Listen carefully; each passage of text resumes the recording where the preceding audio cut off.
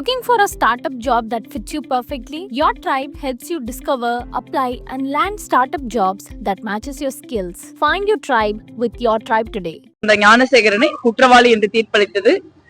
தண்டனை காலம் இன்று அறிவிக்கப்படும் என்று நீதியரசி அவர்கள் சொல்லியிருந்தார்கள். இன்று 30 ஆண்டு காலம் குற்றவாளி ஞானசேகரனுக்கு தண்டனை அளிக்கப்பட்டிருக்கிறது. இது ஒரு மனசுக்கு ஒரு ஆறுதலாகவும் திருப்தியாகவும் இந்த தீர்ப்பு இருக்கிறது.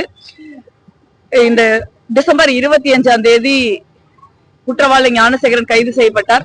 இன்னைக்கு ஜூன் 2, ஏறக்குறைய ஒரு 5 மாத கால அளவுல மிக வேகமாக இந்த வழக்கு விசாரிக்கப்பட்டு இன்று நீதி நிலைநாட்டப்பட்டிருக்கிறது.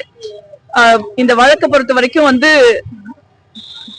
அந்த குற்றத்தினால பாதிக்கப்பட்ட பெண் எத்தனையோ சமூகத்துல இருக்கிற பிரச்சனைகளை எல்லாத்தையும் தாண்டி அவரும் அவருடைய குடும்பமும் இந்த வழக்குல நம்ம நீதி கேட்கணும் அப்படிங்கிற உறுதியான ஒரு நிலைப்பாட்டோட தொடர்ந்து போராடினாங்க.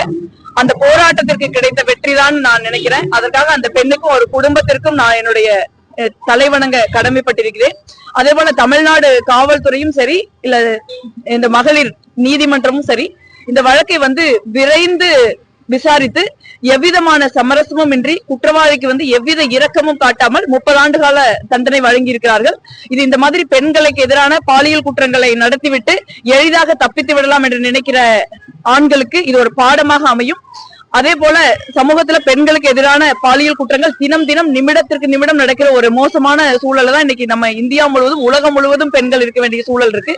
இந்த மாதிரியான சூழல்ல இந்த மாதிரி பாலியல் குற்றங்கள்னால பாதிக்கப்படுகிற பெண்கள் அதை வெளியே சொல்ல முடியாத சூழல் தான் நமக்கு இருக்கு.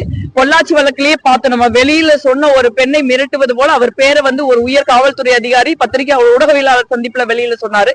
அந்த அளவுக்கு பாதிக்கப்பட்ட பெண்கள் மீது அழுத்தம் ஒரு அரசியல் ரீதியாக, சட்ட ரீதியாக, காவல்துறை ரீதியாக, சமூக ரீதியாக பெண்களுக்கு கொடுக்கப்படுகிறது. அது எல்லாவற்றையும் கடந்து அந்த பெண் இந்த நீதிக்காக போராடி இருக்காரு.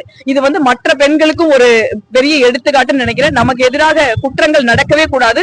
அந்த குற்றங்களை, பெண்களுக்கு எதிரான குற்றங்களை நடக்காம தடுத்து நிறுத்தக்கூடிய அனைத்து விஷயங்களையும், அது சட்டப்பூர்வமாக இருந்தாலும் சரி, இல்ல கல்வியில ஆரம்ப கட்டத்திலேயே குழந்தைகளுக்கு பெண்களை நம்ம உடலா பார்க்க கூடாது. பெண்கள் ஒரு செக்ஷுவல் ஆப்ஜெக்ட் கிடையாது. அவர்கள் நம்மளை போல அறிவும் உணர்வும் மிகுந்தவர்கள், தைரியம் மிகுந்தவர்கள். அவர்களை உடல் ரீதியா பார்க்க கூடாதுங்கிற ஒரு கல்வியை ஒரு ஜெண்டர் ஈக்குவாலிட்டி எஜுகேஷனை நம்ம பள்ளிக்கூடங்கள்ல கொடுக்கறதா இருந்தாலும் சரி, சட்டங்களை கடுமையாக்குறதா இருந்தாலும் சரி, நீதிமன்றத்துல விரைவாக தீர்ப்புகளை வர வைக்கிறதா இருந்தாலும் சரி, அதற்குரிய முயற்சியை அரசாங்கமும் ஒரு சமூகமாக நாமளும் முன்னெடுக்கணும்னு நான் நினைக்கிறேன்.